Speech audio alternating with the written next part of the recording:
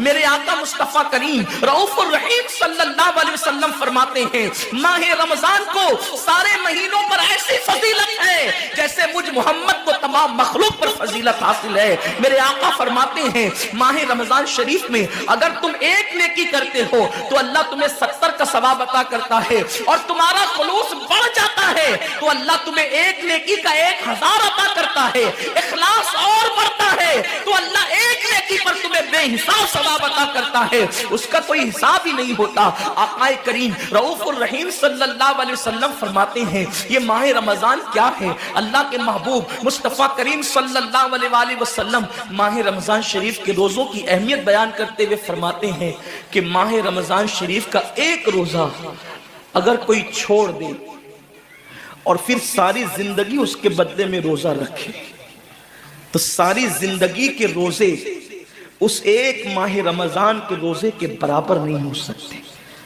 یہ ماہ رمضان شریف کے روزے کو فضیلت حاصل ہے، اور اللہ کے حبیب صلی اللہ علیہ وسلم فرماتے ہیں جو ماہ رمضان شریف میں عبادت کر کے اپنی بخشش نہیں کروا سکتا، اپنی مغفرت نہیں کروا سکتا، پھر اس کو کبھی موقع نہیں ملتا کہ وہ اپنی مغفرت کا سامان کرے۔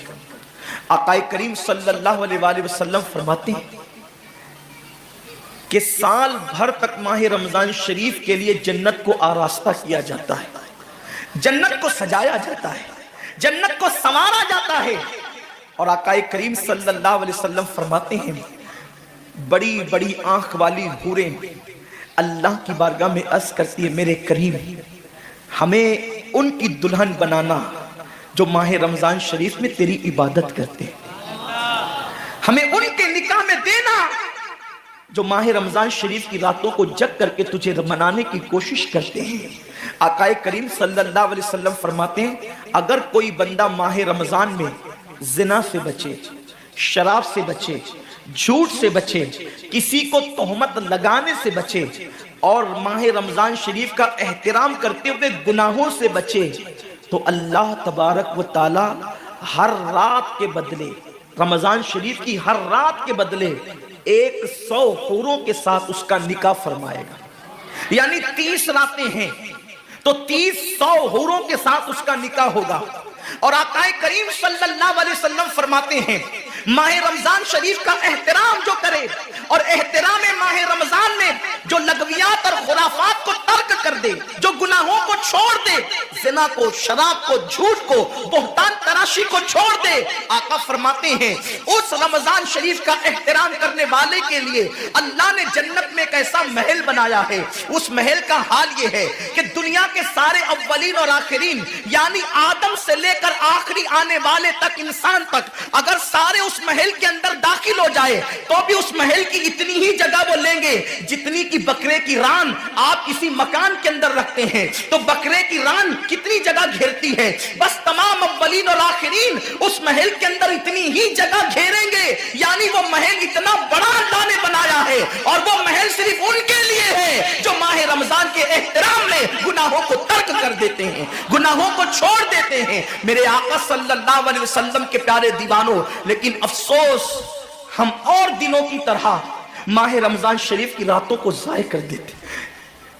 تاجروں کا سیزن آتا ہے تو تاجر پہلے سے تیاری کرتے ہیں کہ اس سیزن کے اندر میں نے مالدار بننا ہے، اتنا مال میں نے کمانا ہے کہ پھر میں نے سارے سال گھر میں بیٹھ کر کے کھانا ہے۔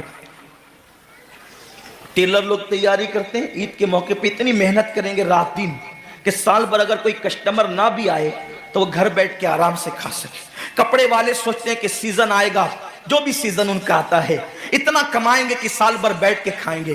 لوگوں جیسے کپڑوں کا سیزن آتا ہے، ٹیلروں کا سیزن آتا ہے، پھلوں کا سیزن آتا ہے، ایک سیزن نیکیوں کا بھی آتا ہے، ایک سیزن مغفرت کا بھی آتا ہے، ایک سیزن جنتی بننے کا بھی آتا ہے، ایک سیزن اللہ کو راضی کرنے کا بھی آتا ہے۔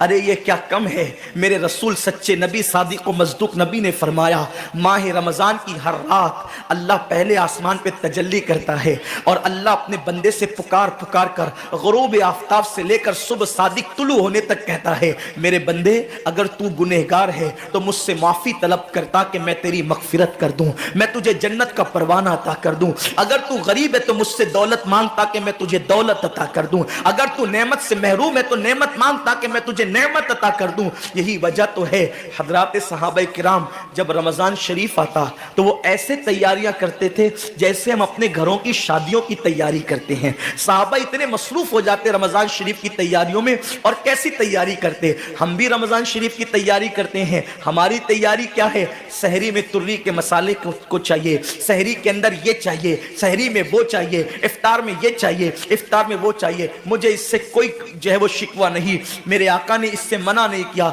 हुजूर फरमाते हैं कि रमजान शरीफ में घर वालों का दस्तरखान वसी कर दिया करो, घर वालों पे ज्यादा खर्च किया करो, इसलिए कि जो घर वालों पे रमजान शरीफ में खर्च करता है अल्लाह उसको अपनी राह में खर्च करने का सवाब अता करता है। और फारूक आजम फरमाते हैं जो रमजान शरीफ में कुशादगी करे घर वालों पर अल्लाह उसे जिहाद में खर्च करने का सवाब अता करता है। मुझे इससे कोई शिकवा नहीं। लेकिन सहाबा की तैयारी क्या होती थी, जब रमजान शरीफ आता सहाबा अपने बिस्तर को बांध दिया करते थे। रमजान शरीफ आता तो सहाबा बिस्तर को बांध देते थे। क्यों बांध देते थे बिस्तर को, इसलिए कि अब सोना नहीं है, सोने की रातें 11 महीने की रातें हैं। अब गफलत में जिंदगी नहीं गुजारना है, बल्कि रातों को जग कर दिन को जग कर अल्लाह की इतनी इबादत करना है कि इबादत का सीजन आ गया। इसलिए कि अल्लाह के रसूल फरमाते हैं जिसने रमजान शरीफ पाया और इबादत करके अल्लाह को राजी नहीं कर लिया, ऐसा बंदा हमेशा अल्लाह की रहमत से दूर कर दिया जाए। इसलिए सहाबा रमजान शरीफ की तैयारी करते थे, बिस्तर बांध देते थे। और अपना मामूल क्या है, जो फजर में सोएंगे तो वो असर में उठेंगे, रात भर जागेंगे क्रिकेट खेलते हुए, रात भर जागेंगे गलियों में घूमते हुए। मेरे आका सल्लल्लाहु अलैहि वसल्लम के दीवानों, बहुत कीमती वक्त आ रहा है, बहुत कीमती महीना आ रहा है। ये वो महीना है जो जहन्नमियों को जन्नती बनाता है। आका करीम सल्लल्लाहु अलैहि वसल्लम फरमाते हैं हर इफ्तार के वक्त अल्लाह 60,000 ऐसे जहन्नमियों को जहन्नम से आजाद करके जन्नती बनाता है जिनका जहन्नमी होना वाजिब हो गया था। और एक मकाम पे फरमाते 5 लाख जहन्नमियों को हर इफ्तार के वक्त जहन्नम से आजाद किया जाता है। और इसी पे बस नहीं, हुजूर फरमाते हैं जब शबे जुमा आती है माह रमजान की, जुमेरात का सूरज गुरूब होता है, तो जुमा का सूरज गुरूब होने से पहले पहले तक हर सेकंड में 5-5 लाख जहन्नमियों को जहन्नम से आजाद किया जाता है। और जब जुमा का आखिरी वक्त आता है, आखिरी साअत आती है, मेरे करीम आका फरमाते हैं जुमेरात का सूरज गुरूब होने से लेकर जुमा का सूरज गुरूब होने तक हर लम्हे में जो 5-5 लाख को आजाद किया गया था, अब आखिरी सेकंड में जो गुरूब का वक्त होता है, जितने आजाद किए गए थे उतनों की तादाद के बराबर उस आखिरी साअत के अंदर अल्लाह अपने जहन्नमी बंदों को जहन्नम से आजाद कर देता है। कितना कीमती वक्त होता है, इफ्तार का वक्त कितना कीमती है, सहरी का वक्त कितना कीमती है। लेकिन उस वक्त भी हम कहां लगे होते। अब तो लोगों ने टीवी चैनलों पर प्रोग्रामात शुरू कर दिए, दीनी प्रोग्रामात। मुझे दीनी प्रोग्रामात अगर टीवी पे नश्र होते तो उससे कोई इख्तिलाफ नहीं है, लेकिन आपसे ये अर्ज करना चाहता हूं कि दीन सीखने का भी कोई वक्त होता है। अगर आप सहरी के कीमती लम्हात में टीवी का मुंह पकड़कर बैठे हैं तो आप दुआ कब करेंगे? इफ्तार के वक्त आप व्हाट्सएप पर लगे हैं तो अल्लाह से मांगेंगे कब? सारी जिंदगी सिसकियां ले रहे हो, सारी जिंदगी तड़प रहे हो, और जब मांगने का वक्त आता है, मुसीबतों से निजात तलब करने का वक्त आता है, हम कहां टाइम जाया करते। हजरत सैयदा उम्मे हानी रदी अल्लाह ताला अन्हा फरमाती हैं कि मैंने अपने करीम आका सल्लल्लाहु अलैहि वसल्लम से सुना, अल्लाह के रसूल सल्लल्लाहु अलैहि वसल्लम ने फरमाया उस वक्त तक मेरी उम्मत जलील नहीं होगी, उस वक्त तक मेरी उम्मत रुस्वा नहीं होगी जब तक वो माह रमजान का एहतराम करती रहेगी। जब तक उम्मते मोहम्मदिया माह रमजान का एहतराम करेगी उन्हें दुनिया की कोई ताकत जलील और रुस्वा नहीं कर सकेगी। और जब मेरी उम्मत माह रमजान शरीफ के एहतराम को, ताजीम को तर्क कर देगी, उस वक्त मेरी उम्मत जलील और रुस्वा कर दी जाएगी। आज लोग सीरिया की तबाही पर मातम कर रहे हैं, आज लोग यमन की घरों को आग में जलने के हवाले से बेकरारी का इजहार कर रहे हैं, आज लोग हिंदुस्तान में मुसलमानों का हाले जार देखकर अफसोस कर रहे हैं। बड़े बड़े स्कॉलर मुफक्किराना तकरीर करते हैं, उम्मत का हाल क्या है, उम्मत का हाल क्या है, उम्मत ذلیل کیوں ہو رہی ہے, امت رسوا کیوں ہو رہی ہے. آصفہ کی آبرو پر آنسو بہانے والوں, کبھی احساس بھی کیا کہ یہ امت کی ذلت کی وجہ کیا ہے؟ ایک ننھی سی آصفہ کی اگر آبرو جاتی ہے تو وہ کشمیر کے کسی ننھی سی بچی کی آبرو نہیں گئی, بلکہ پوری امت محمدیہ کی آبرو سے کھیلا گیا. امت کی ایک بیٹی کی آبرو اللہ کے حبیب صلی اللہ علیہ وآلہ وسلم نے, میرے آقا نے ارشاد فرمایا, میں نے اپنی امت کی بیٹیوں کی عزت کو کعبے سے بلند کر دیا ہے. وہ دنیا کی اور قومیں ہوگی جو اپنی بیٹیوں کی آبرو کا نیلام کر کے اپنے تخت و تاج کے لیے سامان کرتی ہے, ان کی عزت کی حفاظت کرنا جانتی ہے. میں آبرو لوٹنے والوں سے مخاطب نہیں ہوں, اس لیے کہ مجمع آبرو لوٹنے والوں کا نہیں ہے. جو سن رہے میں ان سے بات کرنا چاہتا ہوں, جن تک میری آواز پہنچ نہیں سکتی میں ان سے مخاطبت نہیں کرنا چاہتا. اہل سیاست کے معاملات جانے, ظالم اپنے ظلم کے انجام کو پہنچنے کے لیے تیار رہے, کفر کردار تک کے کافر اپنے کفر کے انجام کو پہنچنے کے لیے تیار رہے. میں نے ان سے کوئی گفتگو نہیں کرنا, لیکن آج کسی قوم کی بیٹی کی اگر آبرو کو لوٹ کر کے امت کو ذلیل کرنے کی کوشش کی جا رہی ہے, اگر تمہارے گھروں کو جلا کر تمہیں بے گھر کرنے کی کوشش کی جا رہی ہے, اگر تمہیں تباہی کے دہانے پر پہنچانے کی کوشش کی جا رہی ہے, اگر تمہیں غربت کی سطح سے نیچے گرا کر تمہارے ایمان کو چھیننے کی کوشش کی جا رہی ہے, تو کب تک دوسروں پر انگلی اٹھاتے رہو گے؟ میری قوم کے جوانوں, اللہ کے حبیب نے آج سے 1450 سال پہلے تمہاری ذلت و رسوائی کا سبب بیان کیا. اقبال رونا روتے ہیں, وائے ناکامی متائے کارواں جاتا رہا, کارواں کے دل سے احساس ضیا جاتا رہا. ماہ رمضان میں شراب کے اڈوں کو آباد کرنے والے, ماہ رمضان میں زنا کے اڈوں کو آباد کرنے والے, ماہ رمضان میں چھپ چھپ کر کھانے والے, ماہ رمضان میں اللہ اکبر اپنے ہاتھوں کی انگلیوں سے انٹرنیٹ کے جو ہے وہ بٹن کو چھیڑ کر کے زنا کے مناظر دیکھنے والے, اپنے ماں باپ کا دل دکھانے والے, لوگوں پہ ظلم کرنے والے, نماز کے اوقات میں بستر کی پہ سکون کی نیند سونے والے, دل کھول کر کان کھول کر اپنے ایمان کے کانوں سے, اپنی غیرت کے کانوں سے, اپنے دل کے کانوں سے میرے نبی کی حدیث کو سن لو. اللہ کے حبیب صلی اللہ علیہ وسلم فرماتے ہیں, میری امت کو اس وقت تک کوئی رسوا نہیں کر سکے گا, میری امت کو اس وقت تک کوئی ذلیل نہیں کر سکے گا جب تک امت ماہ رمضان شریف کا احترام کرتی رہے گی.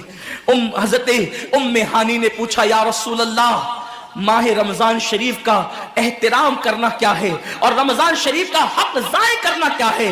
آقا فرماتے ہیں, جو رمضان شریف میں بھی کبیرہ گناہوں میں مبتلا ہوتے ہیں وہ رمضان شریف کے حق کو ضائع کرتے ہیں, اور جو رمضان شریف کے حق کو ضائع کر دے پھر اس وقت امت کو ذلت و رسوائی سے دنیا کی کوئی طاقت بچا نہیں سکتی. آج ماہ رمضان شریف کا احترام کیا ہو رہا ہے؟ کل تک کے مسلمان اور دنوں میں گناہ کرتے تھے, لیکن رمضان شریف آتا تھا تو کم سے کم فلمیں لوگ دیکھنا بند کر دیتے تھے, داڑیاں مڈانا بند کر دیتے تھے, مسجدوں کو آباد کرنا شروع کر دیتے تھے. اب تو لوگ کس قدر بے باک ہو گئے, کس قدر نڈر ہو گئے کہ رمضان شریف میں بھی لوگ اپنے آپ کو گناہوں سے نہیں روکتے, بلکہ میری قوم کا جوان بڑے دھڑلے سے کہتا ہے, یار اپنے سے روزہ نہیں رکھا جاتا اس لیے کہ ہمیں تو گٹکے کی عادت ہے, ہمیں تو پان کی عادت ہے, ہمیں تو سگریٹ کی عادت ہے.